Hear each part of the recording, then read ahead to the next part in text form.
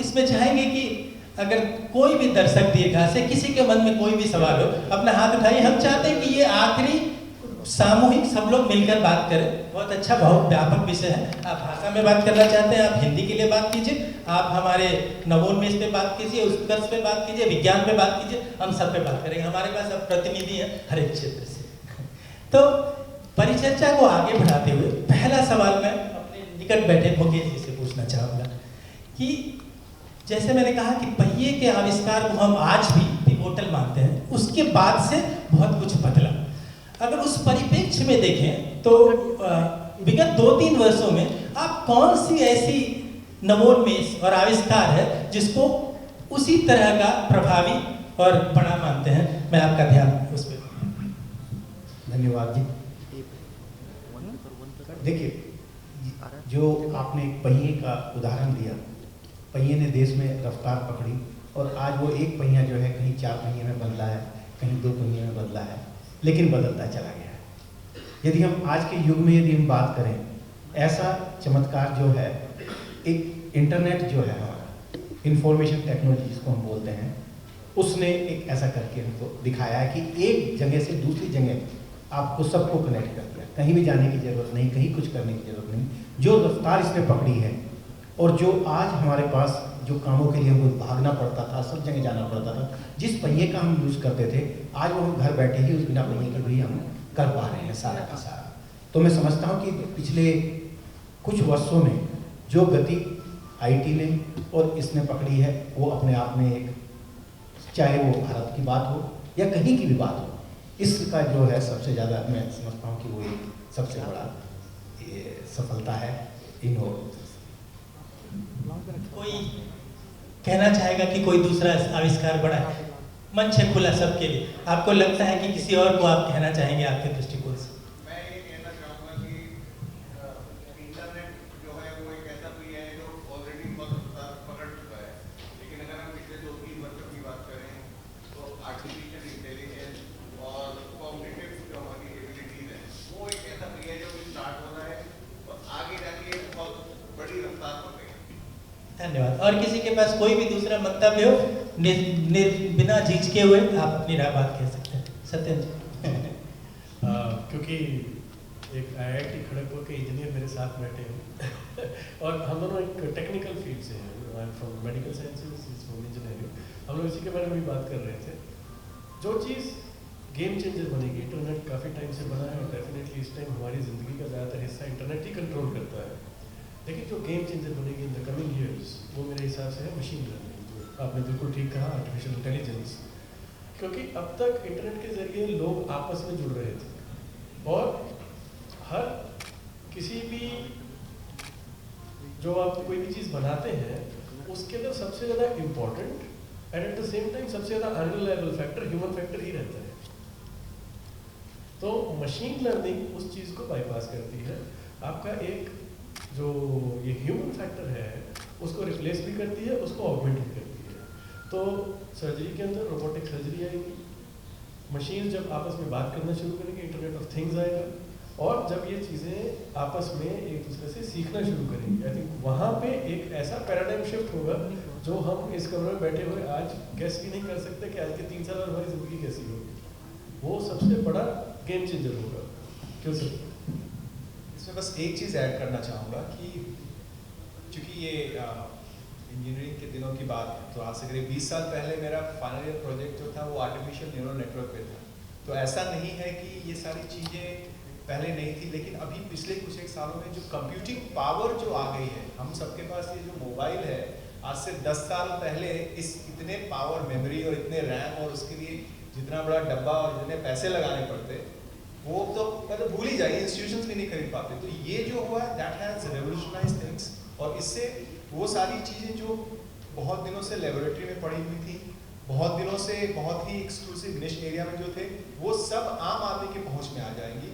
तो अपने आप हम सब आज एक सही ढंग से कि किसी को पत्रकार होने के लिए अलग से कुछ करना नहीं पड़ रहा है। तो फेसबुक और ट्विटर आज इतने बड़े बिजनेस जो बने हुए हैं, वो कहीं ना कहीं इसी पावर से आए हैं कि उसने एक आम आदमी को इनेबल कर दिया है ब्रेकिंग न्यूज़ देने के लिए वहाँ से बैठे बैठे। तो बड़ी अच्छी बात कही है। मैं एक चीज़ ऐड करूँ। चलो। ऐसा है कि हमें इसको एक स्टेप और आगे देखना चाहिए। जो आर्टिफिशियल इंटेलिजेंस है वो क्या करेगा, जो हमारे मीनियल वर्क हैं, जो बहुत सारे ऐसे मंडेन नॉन, हर चीज़ को दो कैटेगरी में रखते हैं, वेरी क्रिएटिव एंड मंडेन। तो जो चीज़ क्रिएटिव है जिसमें ह्यूमन एलिमेंट नहीं डाल सकते, वो सब कुछ तो रोबोट कर देगा। आर्टिफिशियल इंटेलिजेंस से जब मैं एलेक्सा से पूछती हूँ तो बहुत सारी चीज़ें वो बता देती है कि कब होने में क्या टेम्परेचर होगा, ये क्या है और वो क्या है। पर जो क्रिएटिव वर्क है वो कहीं सब्स्टिट्यूटेड नहीं होने वाला है, वो नॉन इसेंशियल नहीं है, वो इसेंशियल है। और जो लोग क्रिएटिव हैं वो वहीं सर्वाइव करेंगे, बाकी लोग सब रिप्लेस हो जाएंगे। जैसे मैं समझती हूँ कि जैसे बर्तन धोने की मशीन आई है, या कल रोबोट आएगा मेरे बर्तन धो देगा और मेरा खाना पका देगा, पर जो मैं लिख रही हूँ और जो मैं पेंट कर रही हूँ वो कोई रोबोट नहीं रिप्लेस कर सकता। वो एक जो ह्यूमन का ब्यूटी ऑफ ह्यूमन एग्जिस्टेंस है, वो क्रिएटिविटी है, वो बची रहेगी। बहुत अच्छी बात की। मैं दोनों पे एक एक बात कहना चाहूँगा कि तकनीकी आएगी, उसका प्रयोग हम कैसे करेंगे, हमको सतर्क सजग रहना है। जैसे आज सुबह की एक घटना बताता हूँ। मैं यहाँ होटल में था, एक मेरी मित्र हैं, उनको फिलीपींस जाना है। उन्होंने मुझे व्हाट्सएप में पूछा कि मुझे फिलीपींस जाना है, वीज़ा कैसे लगेगा। तो मैंने उनको रिप्लाई किया कि मैं सिंगापुर में रहता हूँ, ई पास है इसलिए मुझे नहीं लगेगा। जब वापस गया तो कुछ देर में उन्होंने पूछा अच्छा रोड क्वेश्चन मार्क, फिर मैं समझा नहीं रोड, तो अपने आप ऑटो करेक्ट ने ई पास को रोड कर दिया। तो उनको लगा कि मैं रोड से जा रहा हूँ, मुझे वीज़ा की ज़रूरत नहीं। एक छोटा सा स्टेटमेंट शायद गैर जिम्मेवार है, मैंने देखा नहीं कि वो जा क्या रहा है, मेरे लिखने का आस है।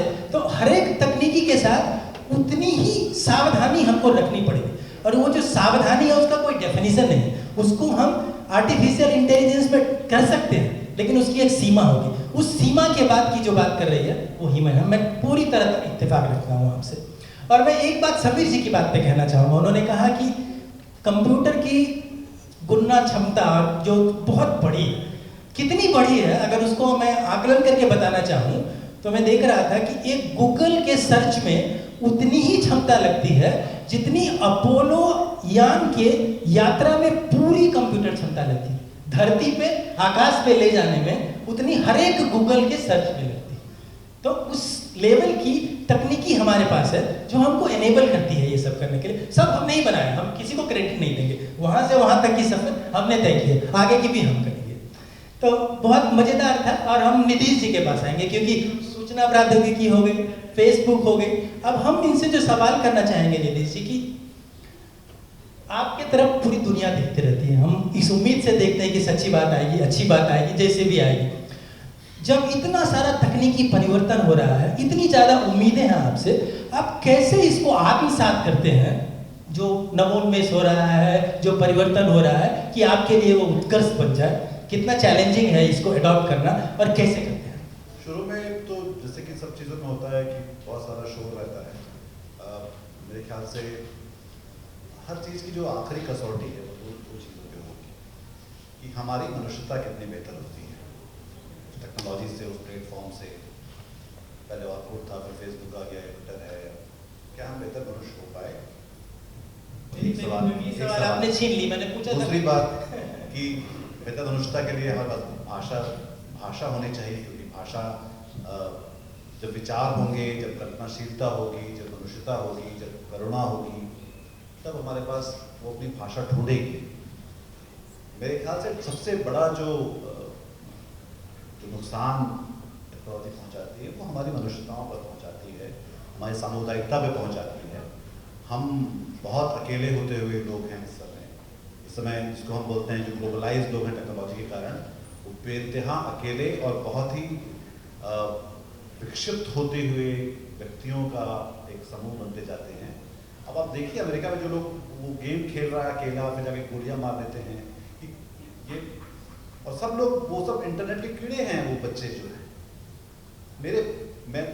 हम लोग 4 लोग हैं मेरे परिवार में, और हमने 4-5 साल पहले फैमिली वेकेशन देना बंद कर दिया, क्योंकि हम फैमिली वेकेशन जाते थे हर साल एक बार, पर फिर हमें लगा कि हम तभी बात करते हैं वहीं पे बात करते हैं जहाँ वाईफाई नहीं चल रहा होता है। तो मुझे लगा कि हम क्यों पैसे खर्च कर रहे हैं स्पेस के लिए, या तो हम ऐसी जगह जाए कि मोबाइल छोड़ के जाए, तो हम नहीं जा सकते। तो एक तरह का एक बहुत ही एकाकी होना, और उसको हम एक तरह का एम्पावरमेंट मान रहे हैं, पर ये बहुत सोचने की बात है। जैसे कि एक बहुत अच्छा उदाहरण आशीष नंदी एक दिन दे रहे थे। वो कह रहे थे कि पहले जो जल मार्गों के लिए नेविगेटर्स होते थे, तो जो आदमी जहाज और नाव को जानने वाले लोग थे, समुद्री मार्गों को जानने वाले लोग थे, तब तो टेक्नोलॉजी नहीं थी, तो वो चांद को देखता था, वो तारे देखता था, वो पानी को देखता था, वो हवाओं को पढ़ता था, वो तिनकों को पढ़ता था, वो मछलियों को देखता था, और उसके बूते वो सारे जो कोलंबस से लेकर ये सारे लोगों के नेविगेटर्स होते थे। वो व्यक्ति के बारे में सोचिए, वो कितना ज्ञानी और कितना और मल्टी डिसिप्लिन व्यक्ति था या रहे होंगे। वो कितने हुनरमंद और कितने माहिर लोग रहे होंगे जो उन समुद्री मार्गों के नेविगेटर्स होते थे। या आप इस पता नहीं कितने लोग खजुराहो गए, पर खजुराहो का जो पूरा 500 साल तक वो मंदिर बनते रहे, पूर्णाग से लेकर खजुराहो के पूरा कॉरिडोर है, वो कौन लोग थे जो बना रहे थे? मतलब मैं सोचता हूँ उनका एल्गोरिदम कहाँ से आया?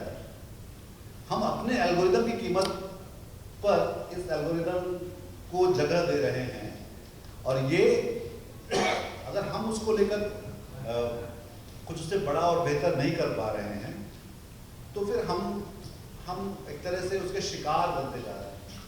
और मेरी बहुत चिंता इस बात को लेकर जा रहा है कि हम कैसे इस पूरे ऑनस्लॉट से निपटने के लिए हम कितने सक्षम हैं, कितने इक्विप्ड हैं, कितने सचेत हैं इस बारे में। क्योंकि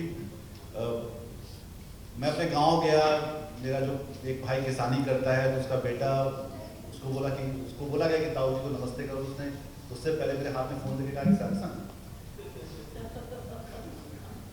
है ना। तो ये बहुत अच्छे विषय पे छोड़ा है। मुझे चाहिए था कि और भी लोग इन्वॉल्व हैं इस विषय पे, और हम बचपन से पढ़ते रहे तकनीकी वरदान अभिशाप, हम फिर से वहां जाएंगे, बैक टू वेदार, इस पे डिस्कशन करेंगे। हाँ, अब मैं भाषा पर ही बात करनी मैं अगर मध्यस्थता नहीं करता हूँ तो लोग इसको छोड़ देते, बहुत पुरानी बात है, मैं नहीं आता। मैं पूरी तरह मानता हूँ कि हम वहाँ जाएंगे, उस पर भी बात करेंगे। और जैसे हम कहते हैं कि हम मैं से हम हो रहे, हमारे बीच आशीष नयन जी हैं, आ जाइए आशीष। आमतौर पे जब ऐसी परिचर्चा होती है, सबका परिचय कराया जाता है। हम आप सबको जानते थे, इसलिए मैंने किसी का परिचय नहीं कराया। मैं आशीष को कहूँगा कि अपना एक छोटा सा परिचय दे दें सभी लोगों को, और आपको हम बताएंगे कि हम क्या चर्चा कर रहे हैं और क्यों चर्चा कर रहे हैं।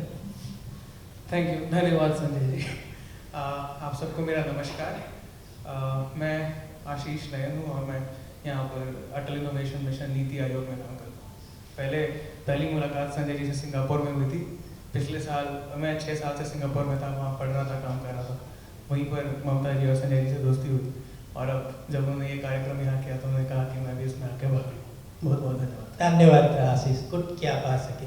अब हम दर्शकों को कहेंगे, आप सबको शामिल करेंगे इसी विषय। बहुत ही अच्छा मुद्दा उठाया नीतीश जी ने कि हम कैसे यूज कर रहे हैं, कहीं ना कहीं गलत है। आप में से कोई अपनी राय उस पर जाहिर करना चाहेगा, आप इसको कैसे देखते हैं? अगर इसको देखने का नजरिया, इस्तेमाल का तरीका बदलना है, अच्छा हम उसके बारे में बात करते हैं। कोई कुछ कहना चाहे? सब राय मिली हुई गलत। कोई हमारे पैनल्स में से कुछ कहना चाहेगा? इसको वापस आपने जो सवाल जहाँ से शुरू की थी, मीडिया के हिसाब से मीडिया की जो रिस्पॉन्सिबिलिटी है, क्योंकि मैं अब बैंकिंग के बाद अभी मीडिया क्षेत्र का कार्य देख रहा हूँ, बल्कि मैं अपने संस्थान को, मैं अपने कार्य को बोलता हूँ कि मैं एक 70 साल पुरानी स्टार्टअप चला रहा हूँ। ये इंडिया की पहली 1948 में शुरू हुई न्यूज़ एजेंसी है और मल्टीलिंगुअल है, लेकिन इसमें जो एनर्जी चाहिए, जिस तरह का काम करना है, वो एक स्टार्टअप वाली है। और ये इसी प्रॉब्लम को सॉल्व करने के, इसी समस्या को सॉल्व करने के लिए है, क्योंकि जो मैंने बैंकिंग में भी देखा और जो मीडिया के लिए भी अप्लाई होता है, ये सेल्फ रेगुलेटेड इंडस्ट्री है। ये सारी इंडस्ट्रीज ऐसी हैं जिसमें जो काम करने वाले होते हैं, लाइक मेडिसिन, डॉक्टर्स भी जो है, अगर एक डॉक्टर अनएथिकल होना चाहे तो कोई नहीं रोक सकता जब तक से ये एक बहुत मेजर क्राइम करके ना पकड़ा जाए। सिमिलरली बैंक्स में भी यही होता था, सिमिलरली मीडिया के साथ भी यही है। एज अ मीडिया पर्सन जो मीडिया में काम कर रहा है, कहीं ना कहीं ये उसमें काम करने वाले सारे लोगों की व्यक्तिगत जिम्मेदारी होती है कि वो काम सही हो। चाहे अब इन ऐसे जो भी प्रोफेशनल जो जॉब्स हैं, जो ऐसी नौकरियों में ये बोल करके कि वो कर रहा है इसलिए मैं भी चोरी कर ले रहा हूँ या कर ले रही हूँ, ये एक निहायती एक बहुत ही लेम एक्सक्यूज जो बोलते हैं, बहुत ही बेकार सी बात है, क्योंकि ये इन इंडस्ट्री में इनहेरेंट बहुत सारा पावर ऐसा आता है काम के साथ जिसका आपको सम्मान करना चाहिए, क्योंकि जनता के साथ उस तरह से जुड़ा हुआ है। तो चाहे वो ग्लोबल फाइनेंशियल क्राइसिस हुआ हो या फिर आज के आप मीडिया की जिस क्राइसिस की बात कर रहे हैं, ये कहीं ना कहीं इंडस्ट्री के अंदर से जिम्मेदारी का अभाव का है और इसको इंडस्ट्री को खुद से संभालना होगा। और हम सबको एक साथ बैठ करके अपने खुद के बाउंड्रीज तय करने होंगे, तभी ये सारी चीजें जो है ठीक हो पाएंगी। बाहर से कोई रेगुलेशन कहीं कुछ नहीं कर पाता है इसका। बहुत अच्छी बात। मैं अपनी कविता की 4 पंक्ति, पता नहीं ऐसे आयोजन के लिए संयुक्त है कि नहीं, मैंने मीडिया में कभी कटाक्ष लिखा है, बड़ी सी कविता है और उसकी 4 पंक्तियां हैं। इन दिनों पत्रकारिता अपने चरम पर है, इन दिनों पत्रकारिता अपने चरम पर है। अजी सच क्या दिमागी भरम है, अजी सच क्या दिमागी भरम है, झूठ के साथ तो व्यापार है, कहीं सनी का कहीं राहु का बाजार है। क्या देखें कैसे समझें ये आपके ईमान धर्म पर है, क्या देखें कैसे समझें ये आपके ईमान धर्म पर है, पत्रकारिता इन दिनों चरम पर है। पत्रकारिता और मीडिया इंडस्ट्री को आपको एक सांस में नहीं बोलना चाहिए। पत्रकारिता एक पेशा है और मीडिया एक इंडस्ट्री है। दोनों अलग अलग अपने P&L चेज करते हैं और दोनों अलग अलग चीज़ें भी हैं। इसलिए हम लोग बहुत ही रूथलेसली बदल देते हैं कि मीडिया एक बहुत व्यापक सी चीज़ है। पत्रकारिता एक छोटी सी उसका एक अंश है। पत्रकारिता का भी एक इंडस्ट्रियल पक्ष है जो कि बिल्कुल बिजनेस पक्ष है, बिल्कुल अलग है। और पत्रकारिता फिर भी अपने आप में एक ऐसी चीज़ है जो जिसको लेकर और वो सिर्फ पत्रकारों की या मतलब मैं अपनी जिम्मेदारी से हट नहीं रहा हूँ, पर ये कि वो एक सबकी जिम्मेदारी भी है कि वो भाषा की तरह ही एक समाज के संवाद को बढ़ाने की का एक उपक्रम है। और उसका इस बात से कि वो इंडस्ट्री और बिजनेस और उसको प्रॉफिट मोटिव बना के उसको खत्म करने की तरह, जो कि खत्म हम सब होते हुए देख भी रहे हैं, महसूस भी कर रहे हैं। आपकी कविता से ही मैं ले लेना चाहूँगा 2 चीज़। आपने पूछा था कि तकनीकी जो हम आगे बढ़ रहे हैं ये अभिशाप है या वरदान है। देखिए, इसको जैसे आपने इसमें बोला कि आप किस वे में इसको लेते हैं, उसी तरह से तकनीकी का है। तकनीकी हर जगह जा रही है। मेरे बराबर में निवेश जी बैठे हैं, उन्होंने बताया कि भाई वो गांव में गए और बच्चे ने पूछा कि हाथ में सैमसंग है क्या है। तो इसका ये क्यों हुआ? एक हमारा पारिवारिक जिम्मेदारियां थी, एक परिवार होते थे, परिवार हमारे सीमित होते जा रहे हैं। परिवार सीमित होने के साथ जो हमारे बीच में जो गैप आ रहा है, मैं समझता हूँ कि वो जो गैप आ रहा है उस गैप की वजह से इस तरह के संवाद शायद क्रिएट हो रहे हैं। और यदि हम आपस में बचपन से ही कटना शुरू हो जाते हैं तो वही बचपन का जो कटाव है वो हमको आगे आके देखने को मिलता है कि हम कहाँ नहीं जुड़ पा रहे हैं। तो इसमें मैं समझता हूँ कि हमारी भी एक अपनी जिम्मेदारी है। और जो हमारी भाषा है, जैसे हम आज सोचते हैं कि मैं तो हिंदी जानता हूँ, लेकिन मैं जब अपने बच्चे को भेजता हूँ मेरे नहीं इंग्लिश मीडियम में मुझे पढ़ाना है, जब वो बच्चा आके इंग्लिश में मेरे से बात करने की कोशिश करता है तो मैं जवाब नहीं दे पाता, तो मैं कहता हूँ कहाँ। तो कहीं ना कहीं जो अपने पारिवारिक हमारी जिम्मेदारी है, हम अपनी जिम्मेदारी को भी भूल रहे हैं। खाली उसको तकनीकी के ऊपर लाके एक ब्लेम कर देना कि तकनीक की वजह से अभिशाप हुआ है, मेरे ख्याल से वो सही नहीं है। तकनीकी को यदि वरदान की तरह ही ले तो वो ज़्यादा अच्छा है। बहुत अच्छी बात। आई थिंक हम सब कंसेंसस पे पहुंच रहे हैं कि जिम्मेवारी होनी चाहिए हर एक आदमी की। किसी को हम बता नहीं सकते कि इसकी वजह से ये हुआ। कुछ कहना चाह रहे हैं आप? इसी बात को आगे बढ़ रहा था कि एक सिंपल अगर हम एग्जांपल लें, ठीक है, अभी चाप है या एक वरदान है, तो मान लीजिए पहले लोग साइकिल पर चलते थे, ठीक है, अब कार आ गई। पहले साइकिल पर चलते थे, लोग एक्सरसाइज होती थी तो वो फिट रहते थे। अब कार आ गई तो लोग कार में जाते हैं, उनको बीमारियां हो रही हैं। तो क्या हम ये कहें कि कार एक अभिशाप है? लेकिन जो लोग कार रखते हैं साथ में अपनी सेहत का भी ख्याल रख रहे हैं, जो एक्सरसाइज कर रहे हैं, तो उन्होंने इसका वो भी लिया, एडवांटेज भी लिया और साथ अपनी सेहत को भी अच्छा। मैं इसमें एक चीज़ ऐड करती हूँ, जो भी ये जो तकनीकी चीज़ें हैं जिससे हमारी लाइफ में हम टाइम को बचाते हैं। एक्चुअली पूरा ह्यूमन एंडेवर क्या है? ह्यूमन एंडेवर खास करके जो क्रिएटिव फील्ड में है उनका ये एंडेवर रहता है कि जो काम 8 घंटे में हो रहा था, मैं एक औरत के पर्सपेक्टिव से भी कह रही हूँ, वो अगर 4 घंटे में हो सकता है, तो जो 4 घंटे बच जाते हैं हमारे पास, उसमें क्या हम वो करना चाहते हैं जो हमारा पैशन है, जो हम जिसके लिए हम तड़प रहे हैं, जिसके लिए मैंने वो 4 घंटे किसी तरह से बचाए हैं, अगर उसमें लगा रहे हैं तो हर तकनीकी वरदान हो जाएगा। बहुत अच्छी बात है। धन्यवाद। ये काफ़ी अच्छा आपने एग्जाम्पल दिया है। मेरे अपने एक्सपीरियंस में मैं ये देखता हूँ कि ये जो तकनीकी टेक्नोलॉजी है, ये एक बज़वर्ड है, काफ़ी फेमस है, और एक एक्सपीरियंस मेरा है कि हम अगर जितना हो सके अपने से बच्चों में यंग एज से इसको जितना सही तरीके से सिखाएंगे, उसको सही तरीके से वो यूज़ करना सीखेंगे। मैं एग्जांपल देता हूँ, हम लोग अटल टिंकरिंग लैब लगाते हैं पूरे भारतवर्ष में, जहाँ पर क्लास 6 से आगे, कक्षा 6 के आगे बच्चों को टेक्नोलॉजी सिखाई जाती है। मैं इतना देखता हूँ कि कुछ मेरे अपने कजन्स भी हैं जिनको उतना इंटरेस्ट उनको सिखाया नहीं गया है कि कैसे टेक्नोलॉजी को यूज़ करते हैं। वो वही लैपटॉप और वही टैबलेट को यूज़ करके उसको परहैप्स नॉट उतना यूजफुल वे में यूज़ नहीं करते, और वही क्लास 6 का बच्चा एक टिंकरिंग लैब में बैठ के खोजता है कि मैं यहाँ पर एक मैकेनिकल आर्मेचर कैसे सेंसर उसमें लगा सकता हूँ। तो ये सोच विकसित करना बच्चों में एक बहुत ही छोटी उम्र से सबसे ज़्यादा ज़रूरी है। इसका मतलब ये नहीं कि बड़े एज में ये आना डिफिकल्ट होता है, लेकिन जितने छोटे से हम ये चीज़ इनग्रेन करेंगे उनके अंदर, ये इतना आसान होगा, और आगे भारतवर्ष इन बच्चों से ही डिसाइड होगा। तो हम इनको जितना कर सकते हैं, ये काफ़ी फ़ायदा होने वाला है। और नवोन्मेष वाला टॉपिक बड़ा अच्छा है आपका थीम। Thank you.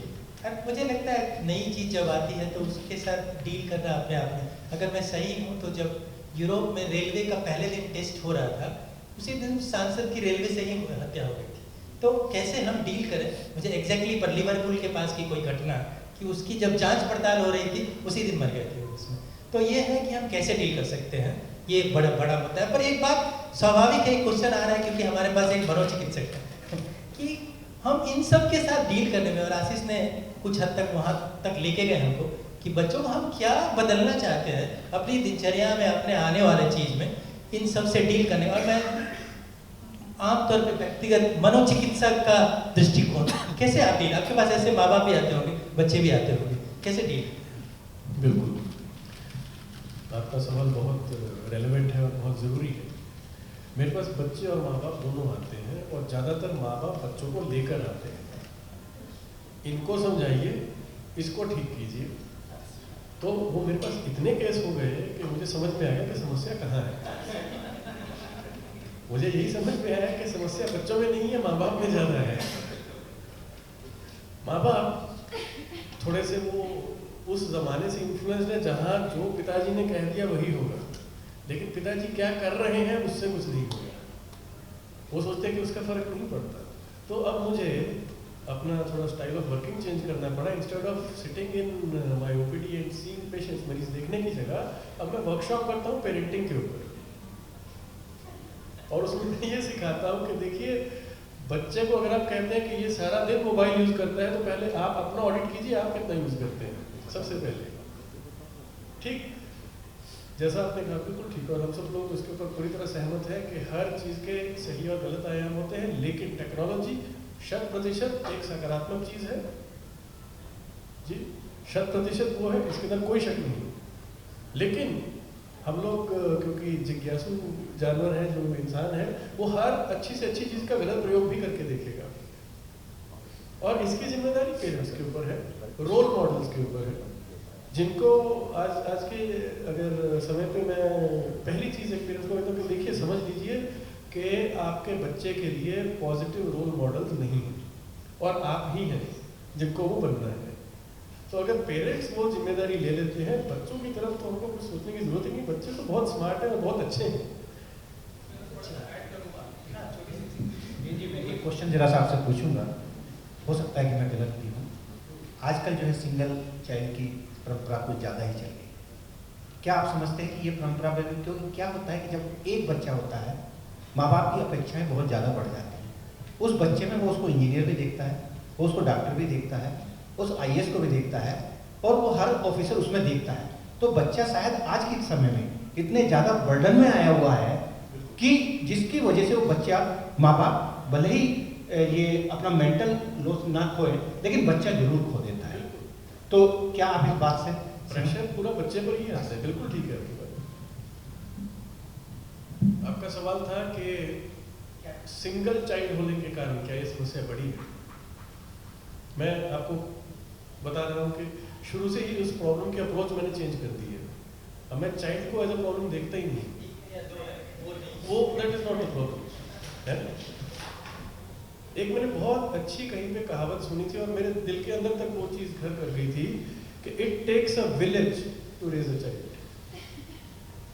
एक बच्चे को एक पूरा अच्छा व्यक्तित्व बनाने में एक पूरा गांव लगता है। One parent does not even have that responsibility and it cannot even fulfill that role. अब आपके और मेरे जीवन में कितने गुरु रहे हैं हमको शायद याद भी नहीं होगा। तो सिर्फ पेरेंट्स के ऊपर जिम्मेदारी नहीं है, बच्चों के ऊपर है। और हाँ, अब वो गांव आपके फोन में भी है, आपके कंप्यूटर में भी है। आई थिंक हमको वो जो फायदा है वो निकालना है। वो पेरेंट्स की अभी जिम्मेदारी है, अभिभावकों की जिम्मेदारी है, एजुकेशन सिस्टम की जिम्मेदारी है। बच्चा एक हो या दो हो, आजकल तो सारे संसारों के मतलब के जेब में है। जी बस एक ऐड करूँगा, आपने वो पेरेंटिंग की बात ऐड की थी और I am not a parent yet, लेकिन एक चीज़ है जो मैंने अपने लाइफ में भी एक्सपीरियंस किया और मैं चाहूँगा कि जब मैं पेरेंट बनूँ तो मैं इसको इम्प्लीमेंट करूँगा। टेक्नोलॉजी या तकनीकी जैसे एक नई चीज़ है, क्या हम ओपननेस में बिलीव कर सकते हैं?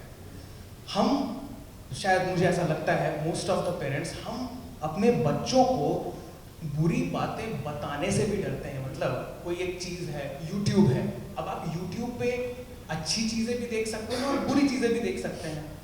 हम लेकिन एज पेरेंट्स उस बात को कभी जिक्र भी नहीं करते और वो बच्चा जिज्ञासा के कारण अपने दोस्तों, अपने स्कूल के दूसरे नेटवर्क से उसको इलिसिटली छुप के देखता है या जो भी हो। I mean I am being very open here. अगर as a guardian is it possible कि मैं बताऊं कि देखो बेटा, YouTube जो है तो बहुत अच्छा प्लेटफॉर्म, तुम अगर अच्छी चीजें देखोगे तो ये तुम्हारे ज्ञान का भंडार है, लेकिन इसमें गलत चीजें भी हैं जो मुझे भी पता है, मैं भी तुम्हारे उम्र से गुजरा हूं, लेकिन इसके बहुत सारे इम्पैक्ट्स हैं। आपको स्क्रूटनाइज किया जा रहा है, आपके हर व्यूइंग, आपके हर action on internet has an implication. हम अपने बच्चों को क्या सही सही चीज बताएं, ना कि वो तकनीक को गलत तरीके का इस्तेमाल जानकर फंस जाएं और तब पेरेंट्स को पता चले कि अरे उस दिन सिखा दिए होते कि ये तो फंसते नहीं। तो हम डरते हैं बच्चों को गलत चीज़ों के बारे में लेकिन बताने से, क्या पता वो पहले बता देंगे तो वो बच्चे फंसेंगे नहीं। अच्छी बात है। तो एक बात बहुत सहज रूप से उभर के सामने आ रही है कि हम सब की जिम्मेदारी, हम सब का दायित्व है हम अपने बच्चों के लालन पालन में, ये व्यवहारिक बात है। अब थोड़ा सा तकनीकी तड़का लगाते हैं। अब यही सवाल मैं पूछूं कि ठीक है, ये सब करने के बाद अगर समीर जी से मैं पूछता हूँ, social entrepreneur, finance experience, technical experience, आप तकनीकी दृष्टिकोण से आने वाले वर्कफोर्स में कैसा परिवर्तन देखते हैं? और मैं पत्रकारिता में भी आऊँगा यही सवाल लेके कि कैसे बदलेगा, क्या बदलना चाहेंगे आप भविष्य के लिए जो वर्कफोर्स तैयार करेंगे, कार्यबल, उसमें ये सब व्यवहारिक चीजें अगर हमने ध्यान रख लिया, और क्या परिवर्तन देखना चाहेंगे आप, मैं भी तकनीकल दृष्टिकोण से? मजेदार बात ये है कि आपने ये जो सवाल पूछा और इसके पहले की जो चर्चा थी, उन दोनों में मेरा एक ही विचार है, चाहे वो पारिवारिक तरीके से देखना हो या तकनीकी तरीके से। पहले जस्ट एक लाइन ये कि अपने बच्चों का लालन पालन मैं इस सिद्धांत से कर रहा हूँ कि बच्चे सुनते नहीं हैं, देखते हैं। वो कभी नहीं सुनते हैं, वो देखते हैं। जो देखेंगे वही करेंगे। अगर मुझे चाहिए कि मेरा बच्चा 2 घंटे से ज़्यादा फ़ोन नहीं यूज़ करे तो मुझे भी वो करना पड़ेगा, जो बहुत मुश्किल है। एटलीस्ट फ्री टाइम में बहुत मुश्किल है। तो उसका एक दूसरा तरीका ये है कि जो लिमिटेड टाइम है हम देंगे जरूर, लेकिन उसमें अब तुम्हारे ऊपर है, तुम उसमें क्या देख रहे हो। ऑफ कोर्स अंडर सुपरविजन, तो उसमें वो हिस्ट्री पढ़ता है या फुटबॉल देखता है, जो भी है उसका अपने काम कीजिए, उसके बाद देना। कमिंग बैक टू ये जो वर्कफोर्स की जो बात है, अब एज अभिभावक की तरह वो भी एक चिंता की बात है। तो सबसे पहली बात ये कि जॉब एज वी नो, वो हमारे बच्चों के जनरेशन, मतलब उनकी नौकरी करने के वक्त तक वो चीज़ रहेगी ही नहीं। तो जो मैडम ने जो बात बोल रही थी कि वो जो 8 घंटे से 4 घंटे किए, वो बाकी के 4 घंटे क्या मैं उस चीज़ के लिए उपयोग कर पा रहा हूँ या कर पा रही हूँ जो मेरा पैशन है, वो करना आज के बच्चों के लिए बहुत जरूरी है, क्योंकि आने वाले जब हम अभी इतने कनेक्टेड हैं तो आगे आने वाले समय में किसी जगह जा करके ऑफिस में काम करने की जरूरत नहीं पड़ेगी। जो मेरे सुबह के जो बात में भी मैं बोल रहा था, जो मैनेजमेंट स्टाइल की जो बात हो रही थी कि आप थे कि जो इवन दो मैंने अपने MBA से बहुत कुछ पाया है, लेकिन एक बहुत बड़ी कमजोरी वो ये है कि जो भी मैनेजमेंट पढ़ाते हैं वो मैन्युफैक्चरिंग इंडस्ट्री के हिसाब से पढ़ाते हैं, जबकि हम सर्विसेज में अब आ चुके हैं। मैन्युफैक्चरिंग के लिए human resources one of the factor of production, एक फैक्टर ऑफ प्रोडक्शन है, साथ में लैंड है, मशीन है आपका, उसमें उसको लेते हैं। जबकि अब जो जहाँ पे हम हैं और आगे जहाँ जा रहे हैं वहाँ पे केवल और केवल ह्यूमन इंटरेक्शन है, बाकी थोड़े टूल्स हैं। तो जॉब तो ऐसे रहेगी नहीं, इसलिए घूम फिर के बात वहीं पे आ जाती है कि हम अपने बारे में कितना अवेयर हैं, मेरे अंदर कौन सी क्षमताएं हैं, मुझे क्या करना पसंद है, मुझे क्या नहीं करना पसंद है, और मुझे अपनी जॉब खुद से डिफाइन करनी पड़ेगी। और अगर मुझे कुछ करना है, कोई एक प्रोजेक्ट करना है, तो कल को जो आज हम कर सकते हैं, आप उम्मीद करिए कल क्या होगा। बस अगर मुझे फॉर एग्जाम्पल कि मुझे जाकर के एज माइनिंग इंजीनियर, मेरा वो मैंने पढ़ाई भी की है कि अगर मुझे मार्स से जो है माइनिंग शुरू करनी है, हो सकता है आज से 10 साल बाद ये बस एक चीज बोलने की जरूरत रहेगी ऑन द ईथरनेट, और वो सारे जो टेक्नोलॉजी जितने भी उस तरह के पैशन वाले लोग हैं सब एक साथ जुड़ेंगे, टीम बनेगी और वो काम हो जाएगा। बट मेरा वो पैशन होना चाहिए, मुझे पता होना चाहिए कि मुझे क्या चाहिए। और कहीं ना कहीं ये जो टेक्नोलॉजी है, जो स्पेशली जिस तरह से सोशल मीडिया है, ये बहुत ही अनफॉरगिविंग है। मैं जब 14, 15, 16 साल की उम्र में मैंने जो गलतियां की, वो आप में से किसी को नहीं पता है। मैं कन्वीनियंटली उसको भुला करके अपनी जीवन जी रहा हूँ। शायद मेरे बच्चे के पास वो फ्रीडम नहीं है, उसकी कोई भी छोटी सी की हुई गलती रिकॉर्डेड रहेगी, आगे आने वाले पूरे लाइफ में उसका हर एम्प्लॉयर जो है उसको पता रहेगा कि भाई 13 साल की उम्र में इसको बेटे क्यों पड़ी थी, अगर पड़ी। तो ये सारी चीजें जो है, एक जो कॉन्सेप्ट ऑफ जॉब है वो बहुत ही अलग तरीके से बनाने वाली है, हायरिंग से लेकर के काम करने के तरीके को। इसलिए बहुत जरूरत है हम सबको, अभिभावकों की तरह भी, कि हम अपने बच्चे को खुद को समझने को और खुद के अपने स्किल्स को बढ़ाने का मौका। अच्छी बात है। एक जो, और ये जितना आगे बढ़ेगा, अब AI, अभी आर्टिफिशियल इंटेलिजेंस पे हमने नीति आयोग ने पिछले साल एक नेशनल स्ट्रैटेजी पेपर बनाया, जिस पे हम आर्टिफिशियल इंटेलिजेंस यूज़ करके बहुत कुछ ऐसा डेटा पार्स कर सकते हैं कि कैसी एक्टिविटी कहाँ हो रही है। तो और इसमें, और ये एक नेशनल मूवमेंट बन जाता है जब गवर्नमेंट की तरफ से एक ऐसा निकलता है, तो उसमें बहुत सारे स्टार्टअप्स उसमें घुस रहे हैं और एक इकोसिस्टम बनना शुरू हो जाता है। और बहुत सारे स्टार्टअप जब उसमें काम करना शुरू करेंगे, तो जब आपने कहा कि वो अब ओपन सोर्स हो जाएगा वो सॉफ्टवेयर, वो एक टेक्नोलॉजी, अब उसमें लोग विकिपीडिया से काम करता है, आप वहाँ पर अपडेट कर सकते हैं अपने नॉलेज को, और वो रिफाइन होता है, just like how blockchain is working right now. तो उस वे में काफ़ी आगे, इंडिया काफ़ी आगे आया पिछले 5 साल में, और मैं देखता हूँ ये काफ़ी आगे और भी बढ़े।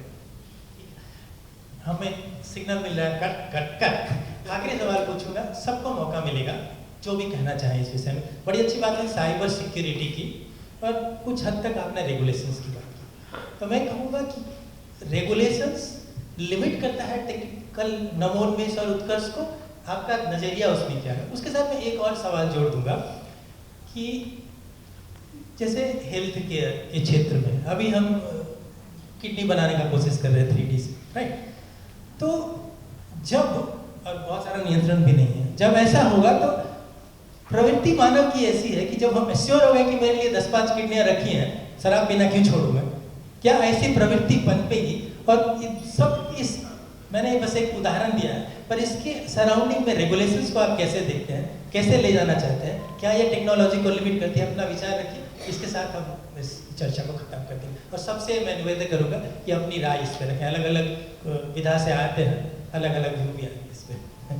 मैं सबसे पहले आपके इस सवाल को डायरेक्टली बहुत अच्छे एग्जाम्पल से कोशिश करूँगा एड्रेस करने की। एक गांव से एक शहर तक एक कच्ची सड़क जाती है, एक प्रपोजल रखी जाती है कि इस कच्ची सड़क को पक्का बना के 2 लेन का हाईवे बना दिया जाए।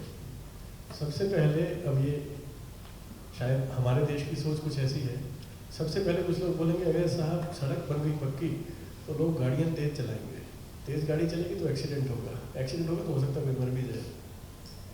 तो क्या इस आकांक्षा से हम पक्की सड़क बनानी बंद कर देंगे? नहीं, ऐसा नहीं दूंगा आप ये मेरा सवाल है। अगेन उस सवाल के जवाब में कि जब हम सबसे पहले कहते हैं कि टेक्नोलॉजी बढ़ेगी तो इन चीज़ों की आकांक्षा बढ़ेगी। डेफिनेटली जब भी कोई आप नए रास्ते पे चलते हैं तो उसका मिसयूज होने का, एब्यूज होने के चांसेस बढ़ते हैं। अब आप सिंगापुर से हैं, इसलिए आपके लिए बड़ा आसान होगा इसका आंसर देना कि सिंगापुर सरकार ने कैसे सब चीज़ों को रेगुलेट किया हुआ है। कई चीज़ों को रेगुलेशन की ज़रूरत है, कई चीज़ों को फ्रीडम देने की ज़रूरत है, और वो विजडम ऑफ द कंट्री, जो collective wisdom of the state है, उसके थ्रू हो सकता है ना। मेरा ये विचार है। बिल्कुल हम सीख सकते हैं सब लोगों से, है ना। जब गांव तक बनेगी और 2 लेन की, तो ये है कि गांव से सड़क शहर ज़्यादा लोग आएंगे या शहर से गांव ज़्यादा लोग आएंगे? जो लोग जाएंगे वो लौटेंगे कि नहीं लौटेंगे हैं? और किसको कहाँ पर किसकी गरज कहाँ पर पड़ेगी वो वहाँ जाएगा। पर ये कि वो जो गरज उसकी जो पड़ रही है, और जहाँ पे टेक्नोलॉजी की जो बात आती है कुल मिला के, ये हर सवाल का जवाब जो गांधी कहते थे कि कतार के आखिरी का क्या होने वाला है, और वो हमारा हिंदी का समाज भी, वो भाषाओं का समाज भी, कि भाई तुम्हारा जो आखिरी वाला व्यक्ति है, अगर मैं IRCTC में, जो कि टेक्नोलॉजी का बहुत बड़ा प्लेटफॉर्म है, दुनिया का सबसे बड़ा ई-कॉमर्स शहर है ना, उसमें अगर मैं अपनी हिंदी में या तमिल में या मणिपुरी में टिकट नहीं बुक कर सकता हूँ, तो टेक्नोलॉजी है, दुनिया सबसे बड़ी है, हम उसके बाजा बजा सकते हैं, तो मेरे किस काम की? अगर फिर मुझे किसी को 10 रुपये देकर अपना टिकट का एंट्री करवाना है, उसका जाके किसी से, जो पहले एक अर्जी नवीस था एक ज़माने में, और उसके बाद फिर टाइपिस्ट आए, उसके बाद फिर वो काउंटर्स खुल गए, तो मुझे फिर भी एक बिचौलिया चाहिए उसके लिए। तो टेक्नोलॉजी वो इनेबलिंग हो रही है, पर वो एक बहुत लंबा प्रेजेंट कंटिन्यूअस टेंस में है। आपने जो पॉइंट बोला कि रेगुलेशन होना चाहिए, नहीं होना चाहिए, देखिए क्या है कि कोई भी चीज़ असीमित नहीं है। हमारे पास जो भी चीज़ें हैं वो एक लिमिटेड मात्रा में है। इसीलिए जब हम किसी भी देश में बढ़ते हैं, अपनी अपनी तकनीकी उनकी ज़रूरत आगे आती है। जैसे आज आने वाला समय है, हम बात करते हैं केवल 2 ही चीज़ों की, कि भाई संसाधन अर्थव्यवस्था क्या होगी और परिपत्र अर्थव्यवस्था क्या होगी। आज तक कभी हम इन चीज़ों के बारे में बात नहीं करते थे, क्योंकि हमारे सब संसाधन अनलिमिटेड है, लिमिटेड है। तो यदि हम कंट्रोल या रेगुलेशन नहीं रखेंगे, हर चीज़ में एक बैलेंस हमको बनाना है, एक रेगुलेशन लाना है। यदि हर चीज़ हमारी खत्म होती चली जाती है तो हम आने वाली जनरेशन कहाँ जाएगी? ये जनरेशन तो खत्म नहीं होने वाली है, जनरेशन तो आती रहेगी। और इसीलिए जो इस तरह की नई, हम जो बोलते हैं कि हमको क्रिएटिविटी लानी है, क्रिएटिविटी कंटिन्यू रखनी है, संसाधनों को हमको रखना बचा के, इसीलिए जो है जिसको आज हम बोलते हैं रिसोर्स एफिशिएंसी, सर्कुलर इकोनॉमी, ये सब इसीलिए हम बात कर रहे हैं कि हम एक कंट्रोल, रेगुलेशन और आगे की आने वाली जनरेशन को हम बचा सकें। मेरा ये मानना है कि जैसे जैसे समाज बदलता है, सोसाइटी एक डायनामिक फील्ड है, वैसे लॉ भी एक डायनामिक फील्ड है। जैसे जैसे हमारी नीड होगी, एक समय में था जैसे सती प्रथा थी, मगर एक समय में आके हमें रियलाइज हुआ कि ये गलत है, तो उसके लिए कानून बने, उसको बदला गया। पहले किसी ज़माने में प्रॉपर्टी राइट्स नहीं मिलते थे औरतों को, तो कोई दहेज की विधा बनाई गई थी, फिर लगा कि ये बहुत ही मैलिफिक है, तो उसको दूर करने की बात हुई। तो सोसाइटी जैसे जैसे डायनामिज्म में रहती है, उसी अकॉर्डिंग लॉ मेकर्स को लॉ बनाना पड़ता है कि जैसी नीड होगी। It's a need based society, जहाँ पे सोसाइटी की जैसी नीड्स होगी। अब जैसे फेसबुक को लेके भी बहुत सारे क्राइम हो रहे हैं, उसमें लोग इम्पोस्टर्स आइडेंटिफिकेशन डाल करके उस तरह से बना ले रहे हैं, तो उसके साइबर क्राइम पहले कहाँ था, और साइबर क्राइम हुआ तो उसके लिए लॉ बन गया। तो जब भी सोसाइटी की नीड होगी और उसको लगेगा कि ये वी हैव आउटग्रोन दिस और वी नीड दिस, इधर इट इज नीड बेस्ड और इधर वी हैव आउटग्रोन, तो हम रिपील करेंगे और नए लॉज बनाते रहेंगे। बिल्कुल सही कहा आपने। और जस्ट टू बिल्ड ऑन उस पर थोड़ी आगे बात बढ़ाते हुए कि रेगुलेशन, वर्ड इज रेगुलेट, रोकने की बात नहीं हो रही है, वो जिस डायरेक्शन में चाहिए, और जैसा आपने कहा कि समाज को जो चाहिए वैसा होता है, तो फिर जिम्मेदारी हम सबकी हो जाती है कि हम कैसे रेगुलेटर्स को भेजते हैं, हम कैसे लोगों को चुन करके भेज रहे हैं जो ये लॉज और रेगुलेशन हमारे लिए बना दें। आप वही आ जाती है कि हम सब अपनी जिम्मेदारी कैसे निभा रहे हैं। मैं बस 2 एग्जांपल दूंगा, I agree with all first 2 example है। न्यूक्लियर टेक्नोलॉजी भी एक बहुत बड़ा तकनीक है, उसको कैसे यूज वर्ल्ड ने किया है पास्ट में हम सब पता है, हम सबको पता है। ऑटोनॉमस कार टेक्नोलॉजी भी बहुत क्रांतिकारी टेक्नोलॉजी है, लेकिन हम अभी उसको इंडिया में नहीं अलाउ करेंगे एटलीस्ट अगले कुछ सालों तक। ये क्लैरिटी है क्यों। ये बहुत बड़ी टेक्नोलॉजी है, लेकिन इस पर कॉन्स्टेंट ज़रूरी था, क्योंकि इंडिया में अभी टैक्सी, ऊबर हो, ओला हो या जितने कैब, जो टैक्सी इंडस्ट्री है, इसमें बहुत लोग एम्प्लॉयड हैं। अगर हम एट द सेम टाइम हमारे पास इंफ्रास्ट्रक्चर नहीं है ऑटोनॉमस कार टेक्नोलॉजी को इंडिया में लॉन्च करने का, तो अभी कुछ दिन तक हमें इस पर रोक लगाना पड़ेगा। इसका मतलब ये नहीं कि इसकी टेक्नोलॉजी हम इंडिया में अभी उस पर काम नहीं कर सकते।